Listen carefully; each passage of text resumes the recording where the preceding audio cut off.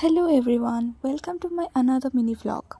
মামার বাড়ি এসে খাওয়া দাওয়া করে একটু রেস্ট নেবার পর এক জায়গায় যাওয়ার কথা ছিল, তাই রূপমদা একটু স্কিন কেয়ার করে নিচ্ছিল। ভিডিওটা একটু কন্টিনিউ করলেই তোমরা দেখতে পাবে যে আমরা কোথায় যাচ্ছি। রূপমদা স্কিন কেয়ার শেষ হওয়ার পর মামার মেয়েকে সাথে নিয়ে আমরা বেরিয়ে পড়েছিলাম। তোমরা দেখতেই পাচ্ছ এখানে সারি সারি ইট সাজানো। কাঁচা মাটিতে ইট তৈরি হওয়ার পর সেগুলোকে আগুনে পুড়িয়ে এই রকম ইট তৈরি হয়।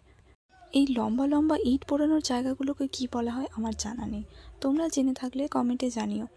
এবার তোমরা দেখতে পাবে অসাধারণ একটি দৃশ্য।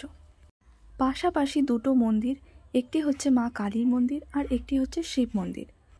পাশেই একটা লঞ্চ ঘাট আছে, এখান থেকে মানুষ নদী পারাপার করে।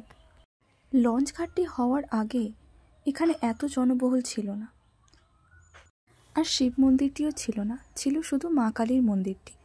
নেক্সট আমরা কোথায় যাচ্ছি সেটা তোমরা পরের ভিডিওতে দেখতে পাবে। Thanks for watching.